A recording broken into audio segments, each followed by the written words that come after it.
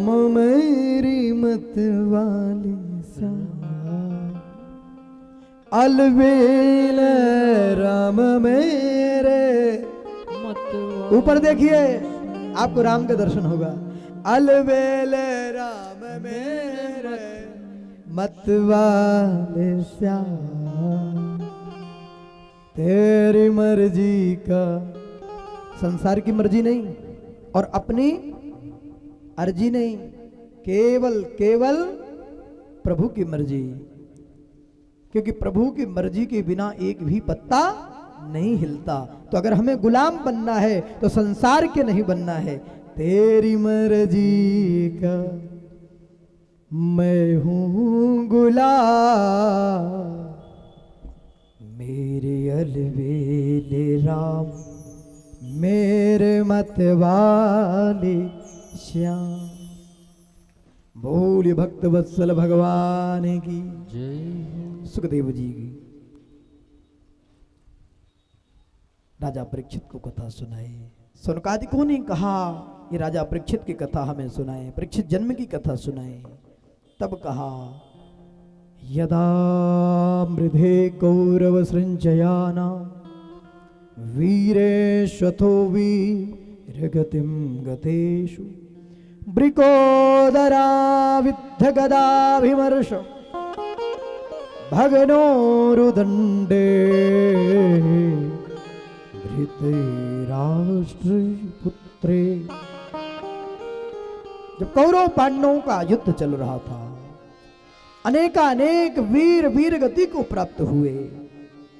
महाभारत के संग्राम में अनेक वीर वीरेश्वतो वीर गतिम गतेषु, अनेक वीर वीर गति को प्राप्त हुए।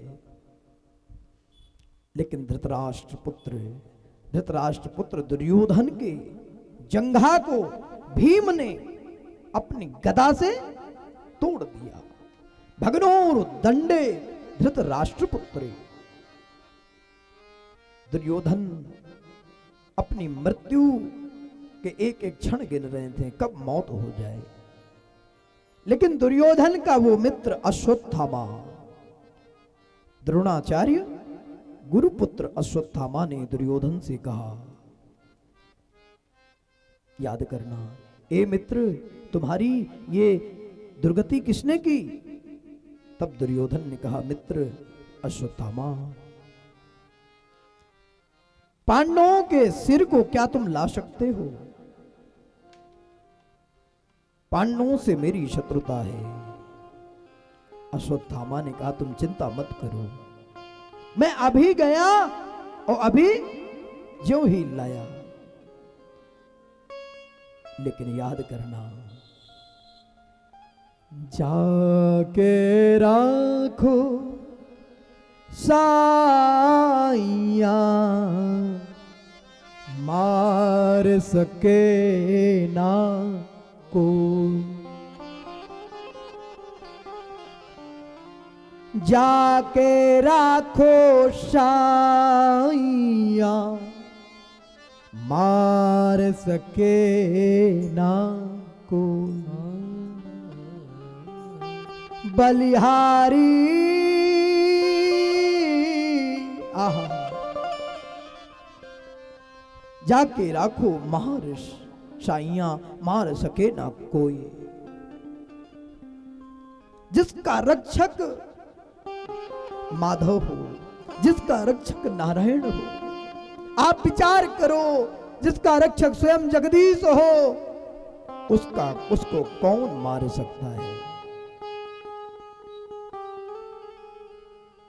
और बस भगवान पांडव जहां सो रहे थे, भगवान पांडवों को उस स्थान से ले गए।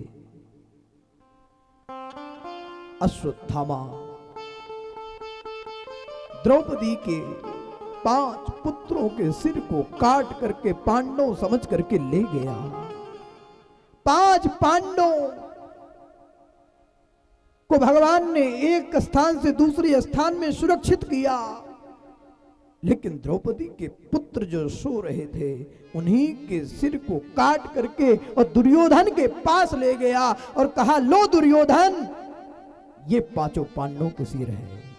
दुर्योधन घबरा गया, ये पांचों पांडवों की इतनी जल्दी सिर कैसे ला सकता है? दिखाओ दिखाओ, मुझको दिखाओ। भीम का सिर तो बड़ा मजबूत है, और जैसे हाथ जो है महाराज हाथ में लिया और दबाया तो एकदम महाराज पिस गया। वो जान गया कि ये पांडवों के सिर नहीं हो सकते। प्रकाश में देखा और बस द्रौपदी के पुत्रों के सिर को काट करके मानो दुर्योधन शोक संतप्त होकर के अपने प्राणों को छोड़ दिया। जिसके 5 पुत्र मारे जाएं, उस द्रौपदी के अंदर आज दया है, द्रौपदी करुणा कर रही है। अर्जुन द्रौपदी से कह रहे हैं कि चिंता मत करो, वो अश्वत्थामा कहीं भी होगा, मैं तुम्हारे पास मैं जरूर लाऊंगा, उसको मैं तुम्हारे सामने मैं मारूंगा। और याद करना, द्रौपदी को वचन दे करके अर्जुन जो है जैसे अश्वत्थामा के पीछे हुए, अश्वत्थामा रथ में बैठ करके भागा। इतना तेज रथ को भगाया जैसे रुद्र के भय से सूर्य भगे थे। अर्जुन ने भी पीछा किया तो अपने बचने के लिए अश्वत्थामा ने अर्जुन पर ब्रह्मास्त्र का प्रयोग कर दिया। एक बात बताऊं, अश्वत्थामा ब्रह्मास्त्र छोड़ना जानता था, लौटाना नहीं जानता था। अर्जुन छोड़ना भी जानते थे और लौटाना भी जानते थे। अश्वत्थामा ब्रह्मास्त्र छोड़ा तो अर्जुन ने भी अपना ब्रह्मास्त्र छोड़ा, और जब दोनों ब्रह्मास्त्र टकराया तो महाप्रलय जैसा स्थित हो गई, महाप्रलय सा दृश्य उपस्थित हो गया, हाहाकार मच गया।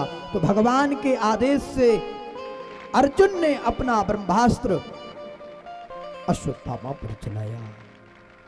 और याद करना,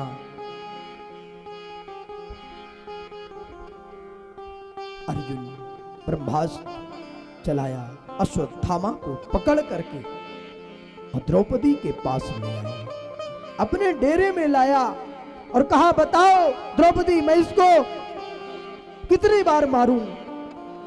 आग में जलाऊं या पृथ्वी में गाड़ूं, फांसी लगाऊं, क्या करूं? अर्जुन ने जब ये बात कही, विचार करो, वह द्रौपदी के अंदर करुणा आ गई। द्रौपदी रोने लगी।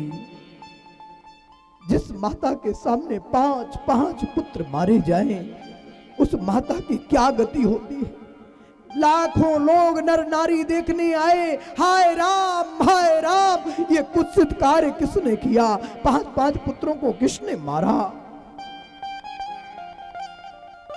अर्जुन ने कहा, ये मरेगा तो एक बार, पर 5 बार तो मरेगा नहीं। अन्य भाइयों से पूछा गया, युधिष्ठिर जी से पूछा गया, हमारा मार्गदर्शन करें। युधिष्ठिर जी ने कहा, जो धर्म में चर्चा हो वो काम करें। नकुल सहदेव ने भी सब यही बात कही, पर भीम खड़े थे। भीम ने कहा, अगर तुम नहीं मारोगे तो मैं मारूंगा।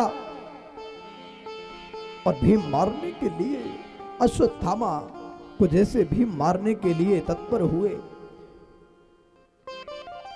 द्रौपदी चिल्ला रही है, मत मारो, मत मारो। मुच्यता में जिस मां के पुत्र मारे गए हों, वो मां आज विलाप कर रही है कि इस गुरु पुत्र को मत मारो। अर्जुन की ओर इशारा कर रही है, तुम्हें इन्होंने धनुर्विद्या सिखाई है, तुम्हें इन सारा रहस्य बताया है, और ये गुरु पुत्र है, इसको मत मारो। कि मुच्यता में सो ब्राह्मणो नितराम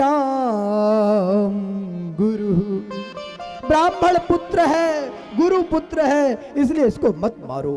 अगर ये मारा गया तो जिस प्रकार मैं आज पुत्रों के वियोग में आज मैं रो रही हूं, ऐसे ही इसकी मां गौतमी रोएगी। अर्जुन जान गए, द्रौपदी के हृदय में करुणा आ गई। द्रौपदी दया की स्वरूपा है, द्रौपदी कहती है मत मारो। भगवान से पूछा गया कि आप मेरा मार्गदर्शन करो, तो भगवान ने भी कहा कि ब्रह्म बंधुर न हंतव्य आतताई बधारण मयि वो भयमाम नातम परिपाह्यनुशासनम। ब्राह्मण बंधु को मारना नहीं चाहिए, आतताई को छोड़ना नहीं चाहिए, पर ये ब्राह्मण बंधु भी है और आतताई भी है, तो क्या करना चाहिए? तो भगवान कहते हैं मारो भी, छोड़ो भी, मारो भी मत और छोड़ो भी मत। तब भीम ने कहा आप जैसे न्यायाधीश दो चार हो गए ना, तो हमारा तो परिवार सब चौपट हो जाएगा, कल्याण हो जाएगा। और बस जब भीम मारने के लिए चले तो मानो भगवान ने उस गुरु पुत्र अश्वत्थामा को बचाने के लिए भगवान चतुर्भुज हाथ धारण कर लिया। बोल ये चतुर्भुज भगवान की। दो हाथों से भीम को रोका, दो हाथों से द्रौपदी को पकड़ा और भगवान ने ये कह दिया ऐसा काम करिए जो द्रौपदी को भी अच्छा लगे और मुझे भी अच्छा लगे। और बस कहते हैं अधम ब्राह्मण का यही वध है, स्थान से धक्के मार दो, द्रव्य छीन लो, मुंडन करा दो, बपनम द्रविण आदानम स्थानान निर्यापणम तथा एष ही ब्रह्म बंधो नाम बधो नान्योस्ति दैहि कहा। और बस अर्जुन ने केश मुड़वा दिया, पूरे मुखमंडल में काला पोत दिया और धक्का मार के स्थान शिविर से बाहर कर दिया। अश्वत्थामा ने काम किया था मारने का, लेकिन शुक्रगुजार होना चाहिए द्रौपदी और अर्जुन का कि वो बच गया, भगवान की कृपा से बच गया। इसके बाद सूत जी शौनकादिकों को बता रहे हैं कि मृत पुत्रों को का दाह संस्कार पांडवों ने परलौकिक कर्म किया। गंगा जी के किनारे जाकर के गांधारी, कुंती, भगवान कृष्ण और पांडवों को लेकर के जहां शोक संतप्त गंगा के किनारे जलदान किया है, जहां पर धृतराष्ट्र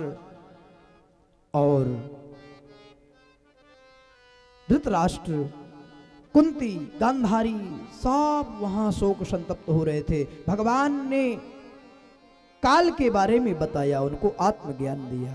इसके बाद भगवान युधिष्ठिर को राज्य दिला करके 3 अश्वमेध यज्ञ कराया और भगवान सात्विकी और उद्धव को लेकर के द्वारिका जाने का विचार किया। जैसे रथ में बैठने के लिए किया तो सामने से अभिमन्यु की पत्नी उत्तरा आ गई। अश्वत्थामा ने पुनः उत्तरा के गर्भ में पल रहे बालक को नष्ट करने के लिए ब्रह्मास्त्र फेंका था। उत्तरा ने पुकारा भगवान को कि पाहि पाहि महायोगिन देव देव जगतपते नान्यम तद भयम पश्ये यत्र मृत्यु परस्परम। रक्षा कीजिए, मुझे अपने प्राणों की चिंता नहीं है, पर मेरे गर्भ में जो शिशु पल रहा है इसको निर्वंश होने से बचाओ, पांडवों को निर्वंश होने से बचाओ। और बस उत्तरा के पुकारने पर भगवान योग का आश्रय लेकर के अंगुष्ठ मात्र बन करके गर्भ में प्रविष्ट किया और गदा से घुमा करके उस गर्भ में शिशु की रक्षा कर दिया है। बोलिए भक्तवत्सल भगवान की जय। अश्वत्थामा ने ये गर्भास्त्र में ब्रह्मास्त्र से छोड़ा, भगवान ने रक्षा किया, लेकिन 5 बाण वर्णन आता है कि 5 बाण पृथक पृथक पांडवों पर भी छोड़ा ब्रह्मास्त्र। भगवान ने उसको भी शांत कर दिया, जिससे भगवान ने अपना एक नाम सार्थक कर लिया, भगवान का नाम हो गया क्या? बोलिए भक्त वत्सल भगवान की जय।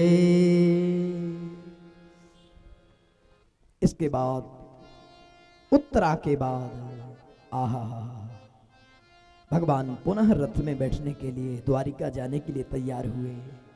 सामने से याद करना, परीक्षित की रक्षा करने के बाद मानो भगवान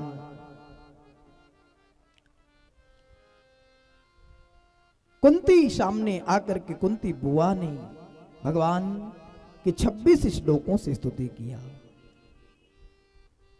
श्रीमद् भागवत के प्रथम स्कंध के 8वें अध्याय के 18वें श्लोक में कुंती ने 26 श्लोकों से स्तुति किया है। नमस्ते पुरुषम त्वाद्यो मीश्वरम प्रकृते परम अलक्ष्यम सर्वभूतानां अंतर्बहिरवस्थितम कृष्णाय वासुदेवाय देवकी नंदनाय च नंद गोप कुमाराय गोविंदाय नमो नमः। नमः पंकजनाभाय नमः पंकज मालिने नमः पंकज नेत्राय नमस्ते पंकजांग्रे। इसके बाद 26 श्लोकों में स्तुति किया। भगवान कुंती ने भगवान से एक चीज मांगा है, क्या? संपत्ति ना, विपत्ति मांगा है। विपदा संतु नः सस्वद तत्र तत्र जगत गुरु भवतो दर्शनम यस्यात् अपुनर्भव दर्शनम।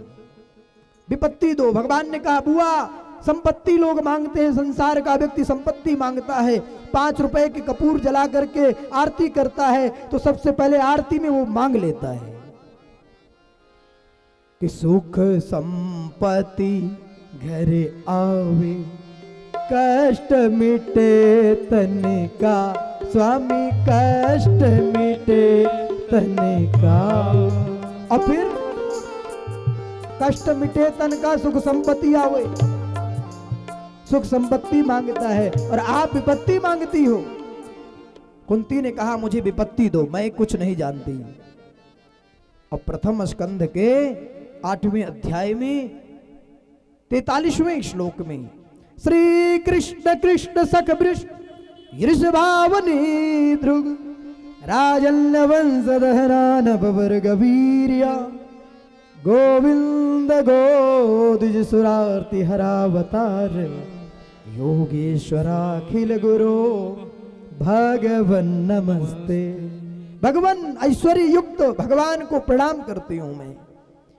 कुंती ने 26 श्लोकों से भावपूर्ण गाया। भगवान ने कहा बुआ तुम्हारे मनोरथ पूर्ण होंगे। और याद करना भगवान द्वारिका गए ना, भगवान हस्तिनापुर चले गए। हस्तिनापुर में महाराज युधिष्ठिर के मोह को देख करके अपने प्रजाजनों के नाश की बार बार वो स्मरण कर रहे थे कि मैंने अपने परिवार और प्रजाजनों का नाश किया है, मुझे कौन सा नरक मिलेगा। एक दिन नित्य की भांति भगवान का दर्शन करने युधिष्ठिर जी जाते थे। युधिष्ठिर जी ने भगवान का दर्शन करने के लिए गए तो भगवान आंख बंद किए थे। युधिष्ठिर जी ने हाथ जोड़ लिया, बोले प्रभु आपका हम लोग आंख बंद के ध्यान करें वो तो ठीक है, पर आप आंख बंद करके ध्यान कर रहे हैं तो ये किसका ध्यान कर रहे हैं।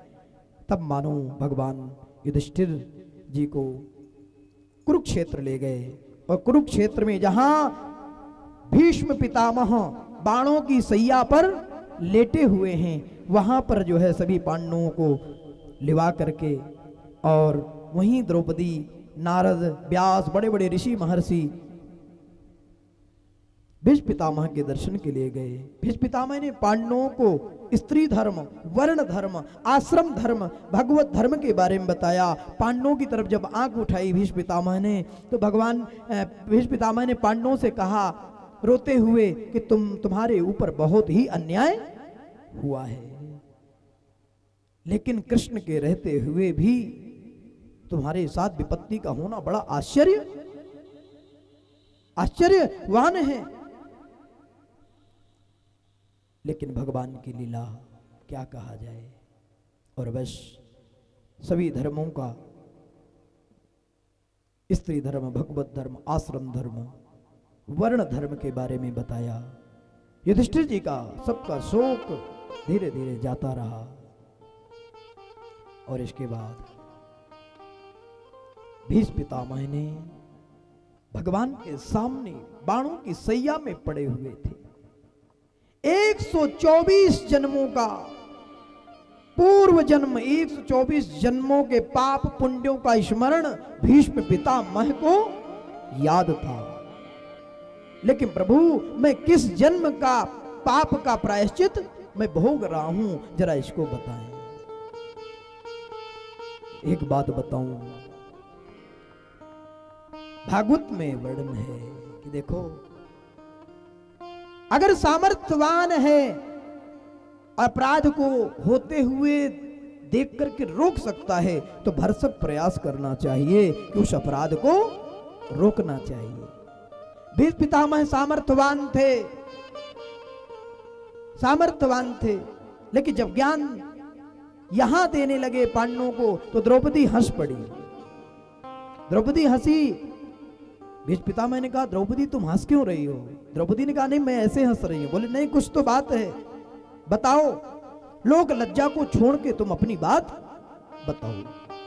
और जैसे भीष्म पितामह ने द्रौपदी से कहा तो द्रौपदी ने कहा कि जिस समय दुशासन मेरी साड़ी खींच रहा था उस समय आप उपस्थित थे, चाहते तो एक ही आवाज में उसकी हिम्मत नहीं होती, एक ही आवाज में सब सुरक्षित हो जाता।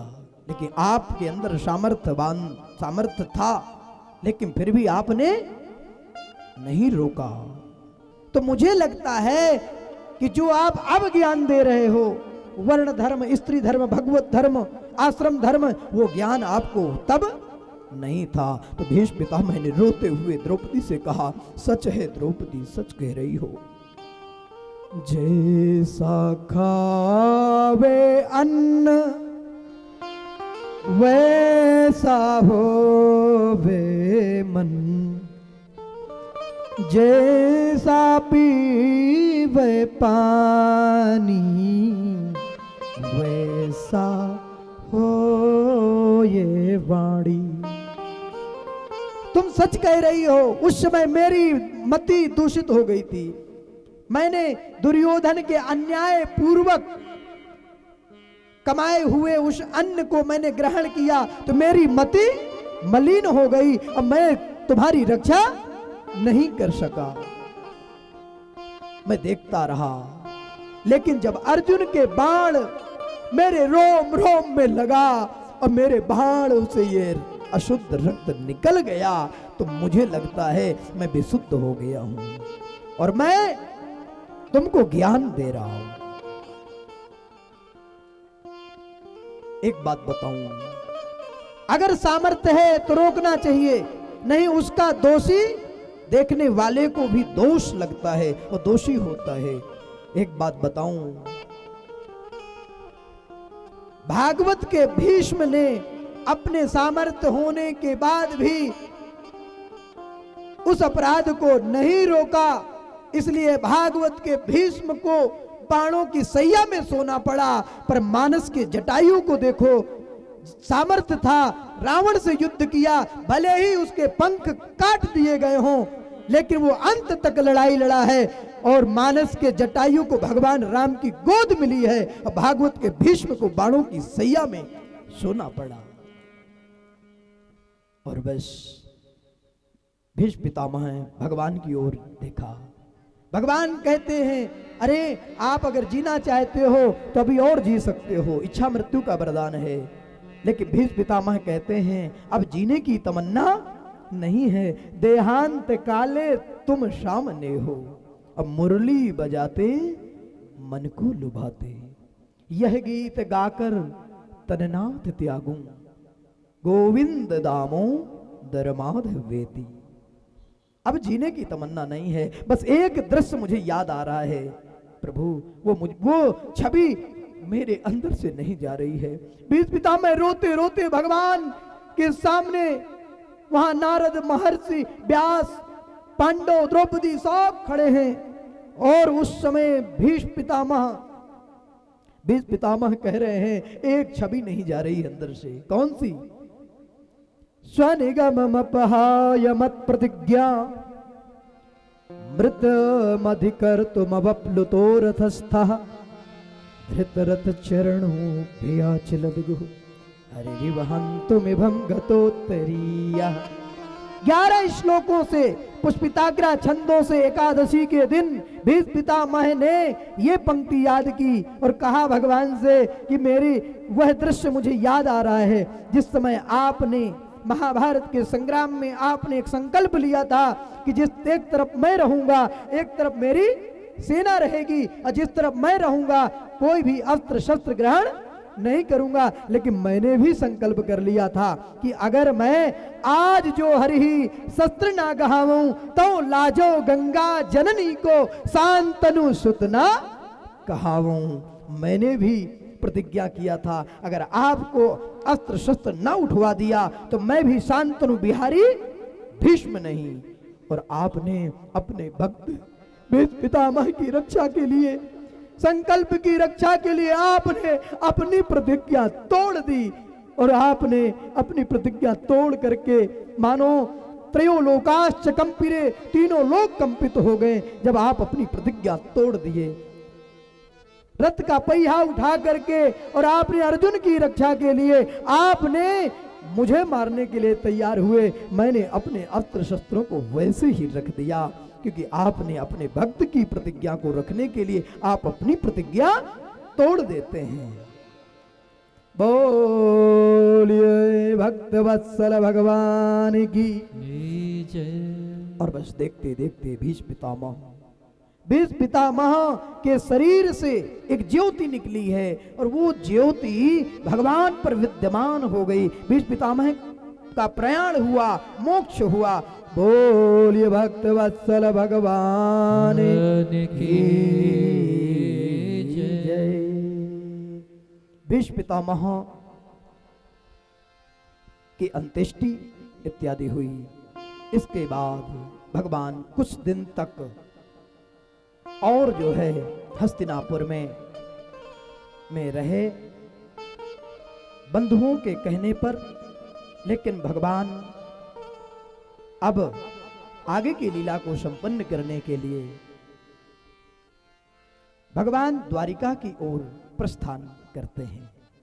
द्वारिका में अर्जुन छत्र लेकर के जाते हैं, सात्विकी उद्धव व्यजन और चामर लेकर के जाते हैं। और द्वारिका में पहुंचने से पहले जैसे ही समीप में आए तो भगवान ने वियोग जन संताप को दूर करने के लिए एक संखत ध्वनि किया है। सबको प्रसन्नता हुई। भगवान द्वारिका पहुंच करके द्वारिका में भगवान का स्वागत हुआ है। आप सब स्वागत करें ताली बजाते हुए। बोली द्वारिकाधीश भगवान की जय। द्वारिका में अक्रूर, प्रद्युम्न, शांब आदि सब ने गजेंद्र हाथी को लेकर के माला सामग्री लेकर के भगवान कृष्ण का स्वागत किया। इसके बाद भगवान अपने माता पिता के चरणों में प्रणाम किया है। माता पिता के चरणों में प्रणाम किया। यहां से प्रणाम की पद्धति सीखिए। भगवान अपने माता पिता को प्रणाम करते हैं, भगवान होकर के भी। और यही रघुनाथ का भी नियम है। प्रातः काल उठ के रघुनाथा, मात पिता गुरु ना वही माथा। लेकिन आज जानते हो क्या है? चौपाई को लोगों ने, कलयुगी जीवों ने बदल दिया है। प्रातः काल उठ के सुन गाथा, मात पिता गुरु भोड़ई माथा। आज हर पिता पुत्र से परेशान है। पर यह कथा कहती है कि जो पुत्र अपने माता पिता को नहीं प्रणाम करते वो आज से कथा सुन करके माता पिता को प्रणाम करें। कृष्ण ने अपने माता पिता को प्रणाम किया, अपनी पत्नियों से मिले, पत्नियों ने अपने पुत्रों के सहित भगवान का द्वारिका में आदर किया। इसके बाद द्वारिका वासियों को आनंद आया। अटारियों में बैठ करके माताएं पुष्पों से, अबीर गुलाल से स्वागत किया है। और इसके बाद सूत जी ने शौनकादिकों को बताया कि जिस उत्तरा के गर्भ में भगवान ने परीक्षित को बचाया वो यथा समय मुहूर्त आने पर परीक्षित का जन्म हो गया। बोलिए परीक्षित जी महाराज की जय। परीक्षित का जन्म हुआ कृपाचार्य आदि ब्राह्मणों के द्वारा, जात कर्म संस्कार हुआ। समुद्र के समान धैर्य, पृथ्वी के समान क्षमाशील, प्रहलाद के समान भगवत भक्त ये परीक्षित होंगे। सूत जी ने शुनकादिकों को बताया कि ऐसे आचार्यों ने राजा परीक्षित का नामकरण किया। विष्णु के द्वारा रात रक्षित की गई, इसलिए परीक्षित का नाम हो गया विष्णु रात। क्या? विष्णु के द्वारा जिसकी रात रक्षित की गई उसका नाम विष्णु रात हो गया, और सुखदेव जी का नाम ब्रह्म रात हो गया।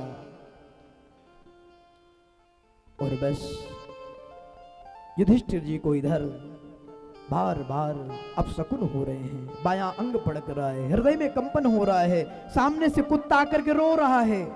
7 महीने अर्जुन को हो गए लेकिन अभी तक वापस नहीं आए। एक बात बताएं, सामने कुत्ता रो रहा हो तो मान लो कि अपशकुन है, इसीलिए रोते हुए कुत्ते को भगाना चाहिए शीघ्र, सीताराम सीताराम कहते हुए। और बस 7 महीने बाद वह अर्जुन मात्र 10 मिनट, केवल 10 मिनट, माताओं से निवेदन 10 मिनट, और बस 10 से 11 मिनट नहीं होगा कथा विराम। और बस 7 महीने बाद वो अर्जुन द्वारिका से लौटे, निस्तेज होकर के लौटे। युधिष्ठिर जी ने पूछा कि तुम्हारे मुखमंडल का निस्तेज का कारण क्या है? कहीं तुमसे श्रेष्ठ जनों का अपराध तो नहीं हुआ? कहीं तुमसे किसी वरिष्ठ श्रेष्ठ जन का अपराध तो नहीं हो गया? कहीं तुम्हारा अपमान तो नहीं हुआ? क्या हमारे वहां सब लोग ठीक है द्वारिका में? अर्जुन नहीं बोले, अर्जुन सुनते रहे। क्या कहीं अगम्या स्त्री के साथ संयोग तो नहीं हुआ? तुम्हारा निस्तेज आज दिख रहा है, क्या बात है? अर्जुन ने कह दिया कि जिस गोविंद ने हमें कौरव वंशियों से बचाया, जिस गोविंद ने हमारे साथ हर दुख में साथ दिया, वो गोविंद को ऋषियों का श्राप लगा और वो सब यदुवंशी आपस में लड़ भिड़ करके मारे गए। और वह भी गोविंद हम सबको छोड़ करके परम धाम चले गए।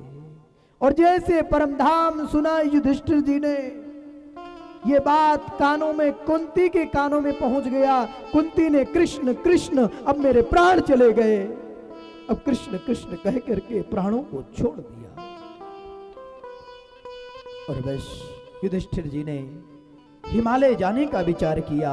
अब जिस गोविंद के बिना हम नहीं रह सकते, उसके बिना आप कैसे रहें? युधिष्ठिर, द्रौपदी आदि सभी लोगों ने हिमालय की ओर प्रस्थान किया, लेकिन सशरीर युधिष्ठिर जी ही स्वर्ग लोक गए। सूची शौनकादिकों को कह रहे हैं, युधिष्ठिर जी महाराज अपने पौत्र राजा परीक्षित को राज्य गद्दी में अभिषिक्त कर दिया, और राज गद्दी में अभिषिक्त करके सीधे युधिष्ठिर जी सीधे स्वर्गारोहण किया। स्वर्ग के अधिकारी केवल युधिष्ठिर जी हुए और बाकी कोई नहीं जा पाए। इसके बाद राजा परीक्षित ने उत्तर की पुत्री इरावती के साथ विवाह हुआ। 4 पुत्र हुए। गंगा तट में जाकर के राजा परीक्षित ने 3 अश्वमेध यज्ञ किया है। इसके बाद चतुरंगड़ी सेनाओं को लेकर के महाराज आखेट के लिए जो है राजा परीक्षित गए हैं। और वहां एक दृश्य देखा है कि एक पैर से बैल के सामने, बैल जो वृषभ रूपधारी धर्म के सामने एक गाय रो रही है। और इस दृश्य को देख करके राजा परीक्षित ने मन में ये सोचा कि आखिर ये क्या हो रहा है, मैं ये दृश्य क्या देख रहा हूं। एक कली राज वेश धारण किए हुए गाय को मार रहा है, बैल को मार रहा है। और ये इस दृश्य को देख करके समीप में राजा परीक्षित गए।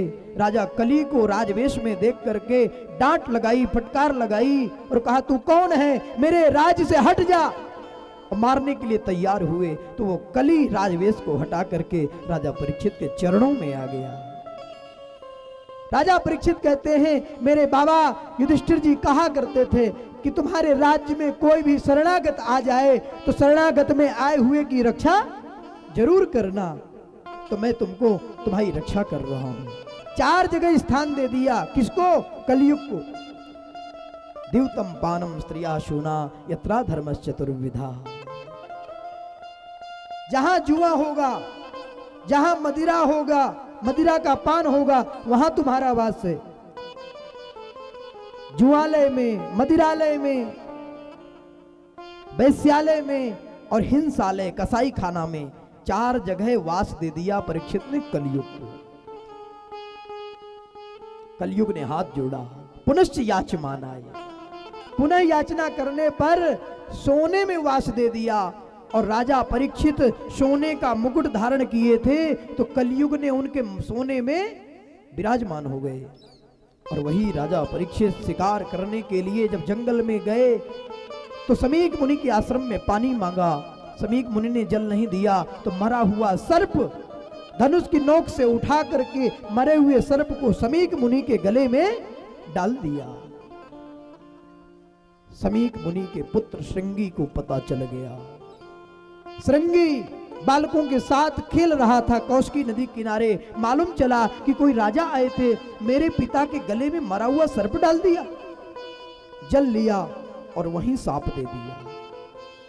कौशिक्याप उपस्पृश्य वागवज्रं विससर्जः इत लंघित मर्यादं तक्षकः सप्तमे हनि दंक्षतिष्म कुलांगार चोदितो में ततद्रुहम्।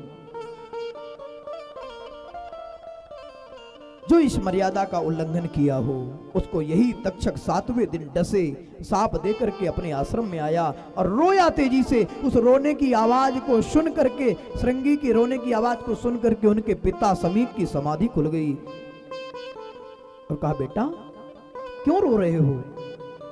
तब श्रृंगी ने कहा, पिताजी आपके आश्रम पर राजा परीक्षित आए थे, आपके गले में मरा हुआ सर्प डाल दिया तो मैंने सांप दे दिया। बेटा क्या किया? सांप दे दिया। क्या दिया बेटा? बोले जो इस मर्यादा का उल्लंघन जो करेगा किया है उसको ये तक्षक 7वें दिन डसे। इति लंघित मर्यादम तक्षकः सप्तमे हनि। समीक मुनि ने उस श्राप को सुन करके प्रसन्न हुए हो ऐसा कहीं भी भागवत में नहीं आया। उन्होंने कहा, बेटा गलत किया है, भगवान से क्षमा मांगा और कहा मेरे बेटे को क्षमा करो। और अपने गौरव मुख नाम के शिष्य को भेजा, जाओ तुम बता दो, जाओ बता दो परीक्षित को कि तुमको गुरु पुत्र श्रृंगी का सांप लग गया है, अपनी मृत्यु का उपाय ढूंढ ले, मुक्ति का उपाय ढूंढ ले। गौरमुख नाम का शिष्य परीक्षित के पास गया, कहा महाराज मुझे समीक मुनि ने भेजा है, उन गुरु पुत्र ने आपको श्रृंगी ने शाप दिया है 7 दिन मरने का। और जैसे परीक्षित ने मुकुट को उतारा तो बुद्धि विशुद्ध हो गई, अपने किए हुए अपराध को याद किया और कहा मैंने ऐसा घोर अपराध किया है कि मैं 7 सेकंड भी जीने लायक नहीं हूं, पर यह तो मेरी कृपा है, सांप